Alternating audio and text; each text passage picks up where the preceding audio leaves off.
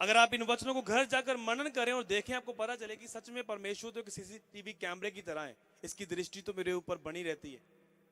कितने मेरी बात को समझ रहे हैं? और बहुत कम लोग हैं, और जो लोग बाइबल पढ़ते हैं उन्हें समझ आती है कि परमेश्वर ने क्या क्या आज्ञाएं दी हैं। अगर आप वचन को पढ़ें तो वचन आपको समझ देगा, बुद्धि देगा आगे चलने की। हालेलुया।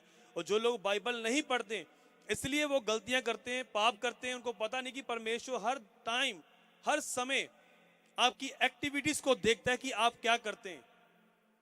हालेलुया। आप यहां पर आत्मा से भर रहे हैं लेकिन बाहर जाकर आप गालियां निकालें, बाहर जाकर आप झूठ बोलें, या बाहर जाकर आप किसी लड़की को देख रहे हैं कि यहां पर मुझे कौन देखता है। यहां पर हम वर्शिप कर रहे हैं, गैर भाषाएं बोल रहे हैं, लेकिन बाहर जाकर किसी के साथ बेईमानी कर रहे हैं, जहां झूठ बोल रहे हैं, जहां पर आपको लाभ हो रहा है, प्रॉफिट हो रहा है। लेकिन अगर आप वहां पर भी डरते हैं परमेश्वर से कि प्रभु तेरे वचन में मैंने ये पढ़ा है कि तू गूढ़ और गुप्त बातों को भी जानता है, और कोई ऐसा स्थान नहीं है जहां मैं छुप कर कोई ऐसा बुरा काम करूं जहां तू मुझे ना देखे। परमेश्वर की आंखें आपके ऊपर लगी रहती हैं, और जब आप ये सोचकर आगे बढ़ते हैं, परमेश्वर आपको ऊंची जगहों पर लेकर जाता है। प्रभु यीशु मसीह के सामर्थ्य नाम में अगर आमीन ऊंचा और लंबा है। हालेलुया। आज मैं क्यों पढ़ा रहा हूं आपको वचन? आप बोलते हैं कि इतनी आयतें पढ़ा दी, हमें याद भी नहीं रहेंगी। लेकिन कई बार ऐसा होता है कि टीचिंग देनी पड़ती है कलीसिया को। अगर एक पास्टर अच्छा टीचर नहीं है, वो पास्टर नहीं है। हालेलुया। टीचिंग अगर आप देने वाले हैं तो कलीसिया जो है वह मजबूत और फलवंत होती जाएगी यीशु मसीह के सामर्थ्य सामर्थ्य सामर्थ्य नाम में। आप मेरे साथ निकालें प्रकाशित वाक्य 2:23।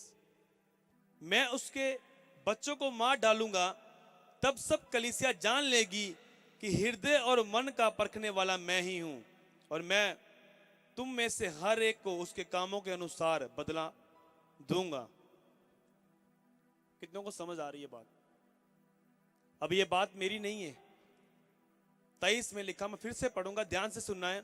मैं उसके बच्चों को मार डालूंगा, तब सब कलीसिया जान जाएगी। किससे बोल रहा है परमेश्वर? सब कलीसिया जान जाएंगी कि हृदय और मन का परखने वाला मैं हूं। कितनों को समझ आ रही है? हृदय और मन को परखने वाला मैं हूं। परमेश्वर बोल रहा है ये कलीसिया से, और मैं तुम में से हर एक के और उसके कामों के अनुसार बदला दूंगा। कितनों को समझ आ रही? हर एक के कामों के अनुसार उन्हें बदला दूंगा। चुगलियां बोई हैं वही काटेंगे, जेलसी बोई है वही काटेंगे। अगर प्रेम बोया है तो प्रेम काटेंगे, अगर आशीष बोई है तो आशीष काटेंगे। तो परमेश्वर बोलता कि मैं उनके कामों के अनुसार उन्हें बदला दूंगा।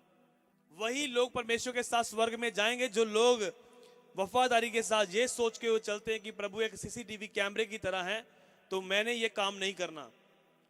अगर आपको पता कि प्रभु का आना निकट है, आपको डे बाय डे इंक्रीज होना है प्रार्थना में, वचन में, प्रेयर में, वफादारी में, बीजों में, अपने दशमांश में, हर एक चीज में। अगर आप ये सोचते हैं कि मैं दशमांश नहीं देता, मुझे कौन देखता है, तो इस वचन को जरूर पढ़ना कि परमेश्वर आपकी हर एक एक्टिविटीज को देखता है कि आपने क्या किया। जब चर्च में अनाउंस किया जाता है कि बीज बोने के लिए, लेकिन आप अनसुनी करते हैं, वो भी परमेश्वर को पता है कि ये क्या करते हैं।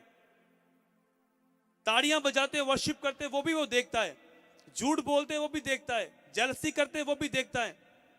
और बोलता है परमेश्वर की मैं आपके कामों के अनुसार तुम्हारा न्याय करूंगा।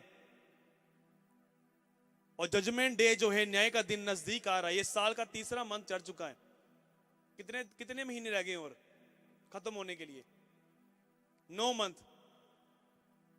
तो अगर अभी तक भी आपने ये नहीं सोचा कि परमेश्वर कि तू मुझे वॉच करता है, देखता है, मैंने ये काम नहीं करना और मैंने आगे बढ़ना है, इंक्रीज होना है, परमेश्वर पवित्रता में, सामर्थ्य में, बोने में, प्रार्थनाओं में, हर एक हिस्से में अपनी लाइफ को चेंज करना है।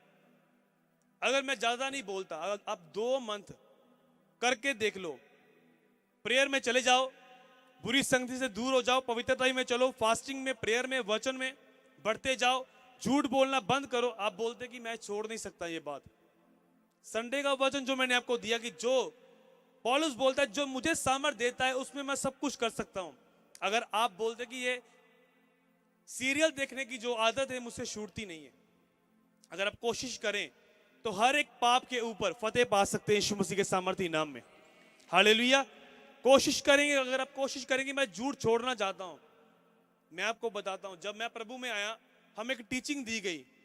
हमें बोला गया कि जो तुम पाप करते हो उसे डायरी के ऊपर लिखो सारे। एक डायरी के ऊपर लिखा हमने कि ये भी है, झूठ बोलते हैं, ये भी करते हैं। तो क्या करना, जब सुबह मॉर्निंग प्रेयर करनी, प्रेयर करने के बाद कांटा लगाना हर एक बुरी आदत के ऊपर। पहले प्रेयर करनी, उसके बाद कांटा लगाना कि आज से ये आदत, झूठ की आदत जो है मेरे अंदर से जा चुकी है। तो सच में जब हमने कांटा लगाना, काटना उसको, हमने अपनी आत्मा में फ्रीडम फील करना और ये महसूस होना कि सच में ये आदत झूठ बोलने की, जेलसी की हमारे अंदर से जा चुकी है यीशु मसीह के सामर्थी नाम में। उसके बाद पवित्र आत्मा का काम आपकी लाइफ में, आपकी जिंदगी में शुरू होता है और परमेश्वर देखता है कि ये बंदा शुद्ध मन वाला बंदा है, तो प्रभु उसे उठाता है, खड़ा करता है और इस्तेमाल करता है अपनी महिमा के लिए यीशु मसीह के सामर्थी नाम में। हालेलुया। अगर आपको ये वचन याद होगा कि जो मुझे सामर्थ देता है उसमें मैं सब कुछ कर सकता हूं, तब आप उस कमजोरी के ऊपर ध्यान देंगे और प्रार्थना करेंगे प्रभु के सामने कि मैं अपनी क्षमता को नहीं देखता कि मुझ में ये ताकत नहीं है। आपने कितनी बार बोला अपने बेटे को, बेटा नशा मत कर, छोड़ दिया उसने। दारू मत पी, लड़कियों के साथ बातें मत कर, किया उसने? नहीं किया। लेकिन जब आप प्रभु को काम करने का मौका देंगे, बोलेंगे प्रभु जो मुझे सामर्थ देता है उसमें मैं सब कुछ कर सकता हूं, तो आप प्रार्थना में जाएंगे, फायर रिलीज करेंगे अपने बच्चे के ऊपर, तो आप देखेंगे खुद उसको नशा छोड़ते हुए यीशु मसीह के सामर्थी नाम में, और आप गवाहियां देंगे यीशु मसीह के सामर्थी नाम में। प्रकाशित वाक्य सेम पुस्तक, उसकी 20 उसकी 11 को पढ़ेंगे हम। फिर मैंने एक बड़ा श्वेत सिंहासन और उसको जो उस पर बैठा हुआ था देखा। उसके सामने से पृथ्वी और आकाश भाग गए और उनके लिए जगह ना मिली। फिर मैंने छोटे बड़े सब मरे हुओं को सिंहासन के सामने खड़े हुए देखा और पुस्तक खोली गई, और फिर एक और पुस्तक खोली गई और जीवन की पुस्तक, और जैसा उन पुस्तक में लिखा हुआ था वैसा ही उनके कामों के अनुसार मरे हुओं का न्याय किया गया। कितनों को समझ आ रही है? जब वो पुस्तक खोली गई, जितने मरे हुए थे उनका क्या किया गया? न्याय। कितनी साल यहां पर जिएंगे? 50, 60, 70, 80, 100? हालेलुया। इससे ज्यादा नहीं।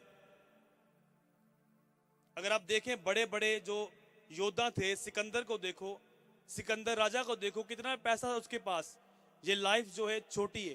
बाइबल बताती है कि मनुष्य की जो आयु है घास के समान है। हालेलुया। हम ये सोचते कि हम सदा यहां पर रहेंगे, सदा नहीं।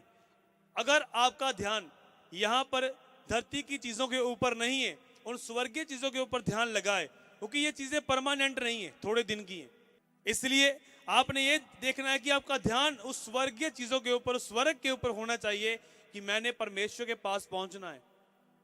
कितने समझ रहे इस बात को? तो वहां जब पुस्तक खोली गई, वहां पर लिखा जितने मरे हुए थे उनका न्याय उनके कामों के अनुसार किया गया। आज लोग सोचते हैं कि दारू मैं पीने, तेनू की प्रॉब्लम है।